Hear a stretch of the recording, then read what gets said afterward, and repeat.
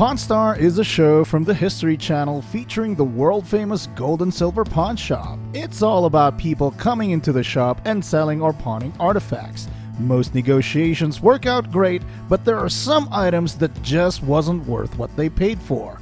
Welcome to Reality Drama, and on this episode, we want to talk about the top 10 worst Pawn Star deals ever made on the show.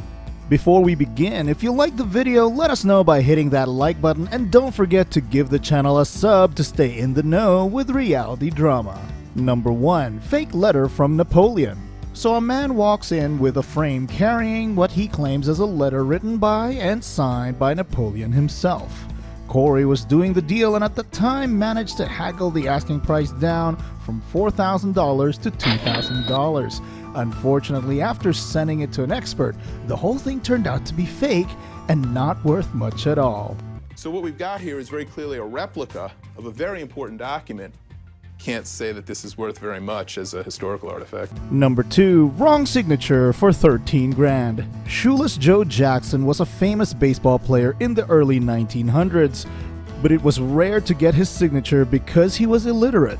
To this day, there are less than 100 Jackson signatures in existence, so when Rick saw this on a book, he jumped on a deal worth $13,000. It was difficult to authenticate, but after a consensus among many experts, it was concluded that Rick spent 13 grand on fake scribbles. Several factors became apparent during our thorough examination that prevented us from certifying the autographs, which means it's fake. Number 3. Nice car, but it's broken. A customer came in offering a rare Austin Healey Sprite from 1964. Less than 30,000 of them were ever made, and Rick, being a big fan of cars, couldn't help himself and negotiated $5,000 for it. He then took it to a garage for what he thought was to be just a $500 tune-up, but as it turned out, the car was in such a bad shape that it would cost him $6,000 just to get the car running again. Yikes. Number 4. Mandolin, but not Gibson. A Gibson mandolin is considered a very expensive musical instrument, especially if they're vintage. Chumlee thought he was gonna get a good deal when an authentic Gibson mandolin was worth $1,500. But after taking it to an expert, it turns out, according to the expert, the mandolin is as fake as hell. And this pick guard is totally wrong. This is something Gibson never even used. This is fake as hell, man. Number 5. Recycled paper for $500. Rare comic books have great value among American collectors. A woman inherited boxes of comic books from her uncle and was looking to sell them. These comics dated back far out to the 70s, but it would take a while to sort through them to find what were valuable and what are just ordinary. Chumlee, who was doing the deal at the time, haggled to buy them for $500. Unfortunately, when an expert arrived, upon inspection, he said just a handful of those were even worth $200, and the rest were just recyclable paper.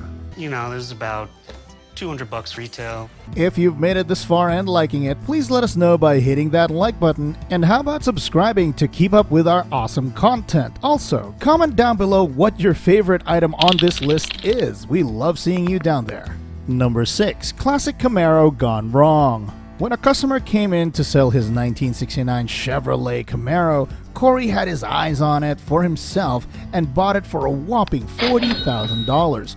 However, his dad Rick told him to get rid of the car as he was spending the shop's money. He tried to sell it for $60,000, but the car just wouldn't sell. Even worse, if you look online, the car is actually just valued at $35,000. So it's just so far from the profit the shop can make. Number 7. Everlasting Gobstopper for everlasting money. Rick is a big fan of the 1971 Willy Wonka and the Chocolate Factory film, so when he heard of authentic props from the show being sold, he jumped to the chance of acquiring some of his childhood items.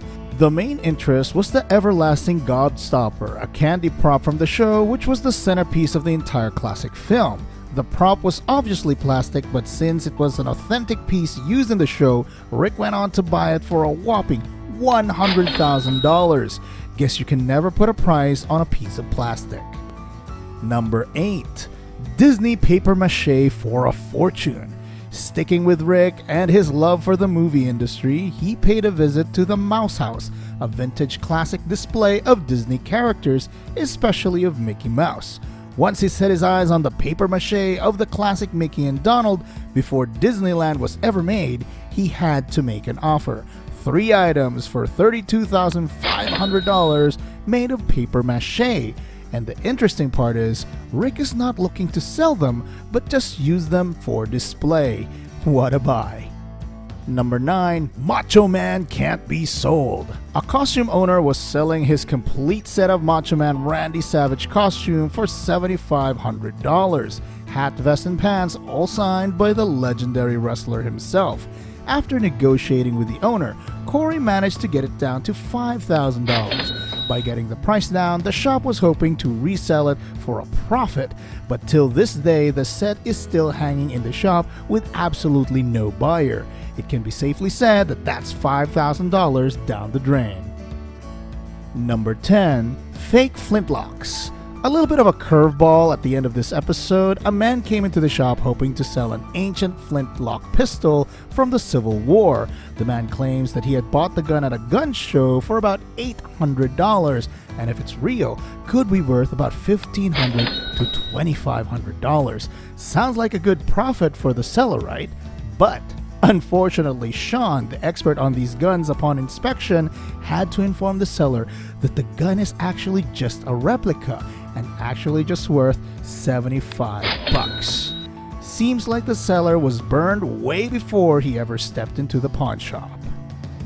And that's it from us here in Reality Drama. If you like the video, please hit that like button. It helps us out a ton. And hey, why not subscribe to stay in the know with Reality Drama? Lastly, we'd like to hear from you, so how about dropping a comment and telling us what your favorite worst deal was on the list? Thank you so much, guys, for watching, and keep it real.